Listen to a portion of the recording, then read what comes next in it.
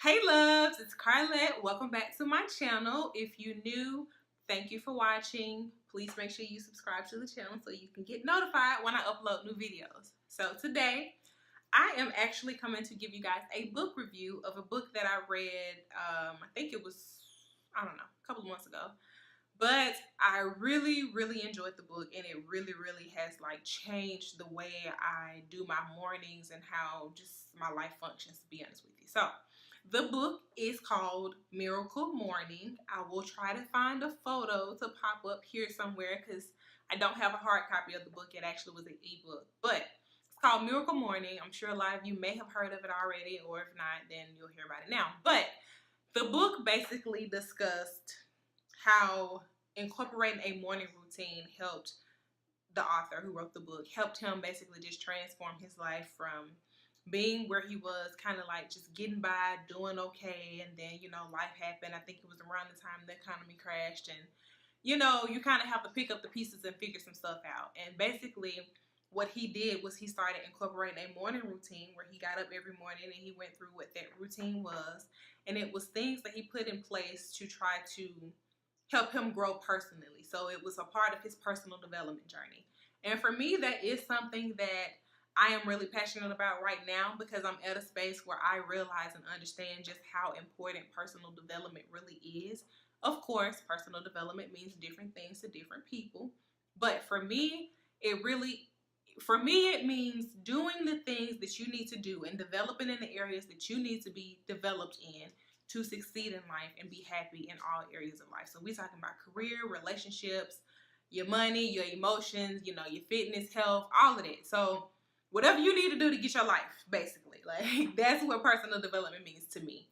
So I'm in a space where I've been doing a lot of that.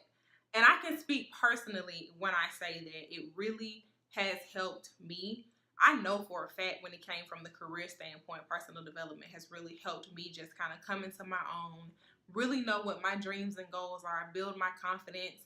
And I strongly believe that it has a lot to do with the fact that I actually finally matched to a pharmacy residency position, and that door finally opened after so many years of trying, which if you don't know that story, I can link the video to tell you all the details. So before I actually get into the details of what the author lists as his miracle morning and some of the suggestions he gives, I just want to first say that I'm a firm believer that how you start your morning is how your day is going to go. So I know in the past when I have done good with getting up early and having my time where it was my quiet time with God, my devotional prayer time, or working out or whatever, my day goes a whole lot better.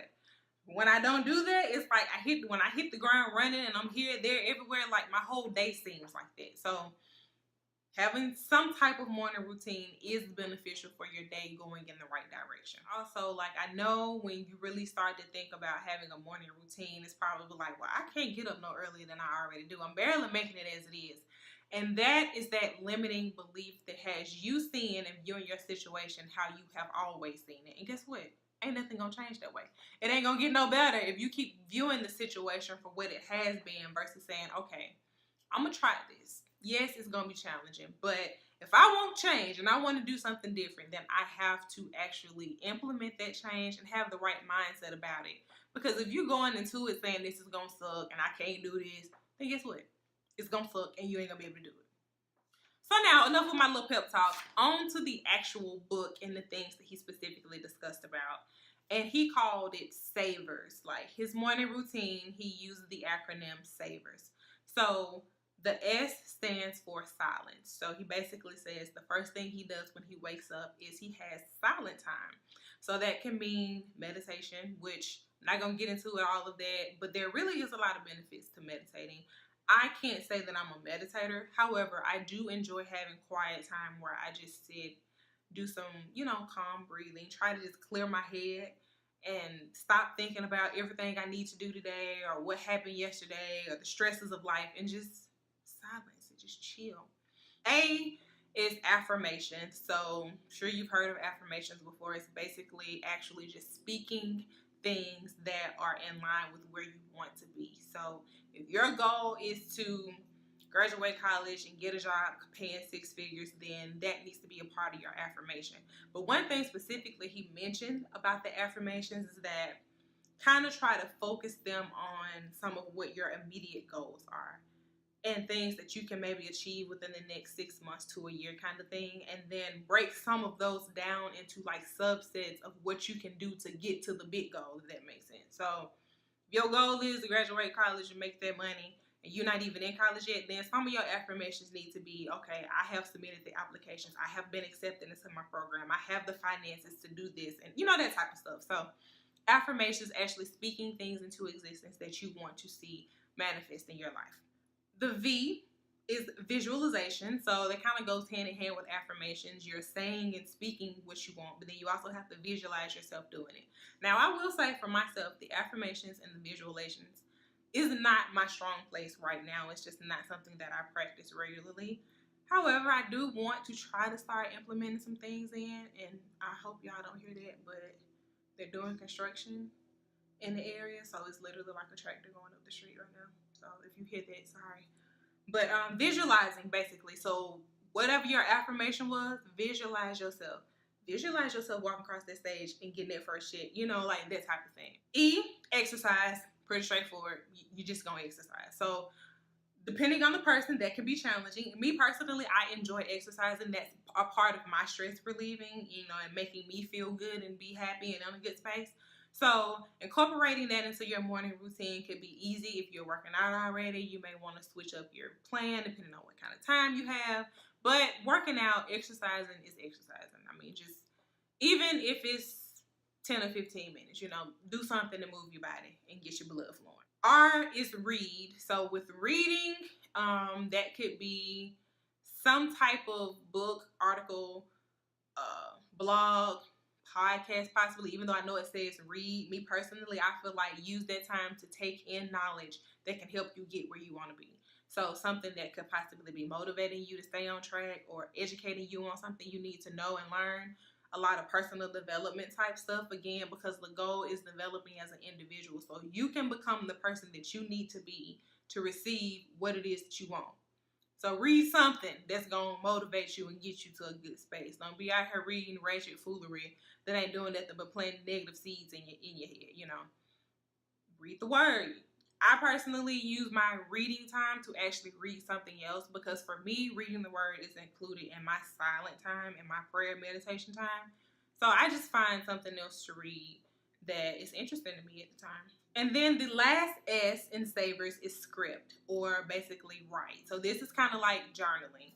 I'm a writer. I love writing. I write my thoughts out. I express myself much better in writing, honestly, than I do in any other form.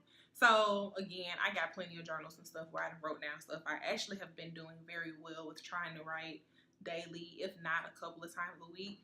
But also keep them and actually look back on them. So what he said he does is at the end of each year, he actually goes back and he reads through his journals from that year to see where he's improved, where God has blessed him and answered prayers, and where some things may have fallen short, that kind of thing. And it really does help, because I know I've done it, not from a systematic standpoint like that, saying I finish each year and I go back and read all of them.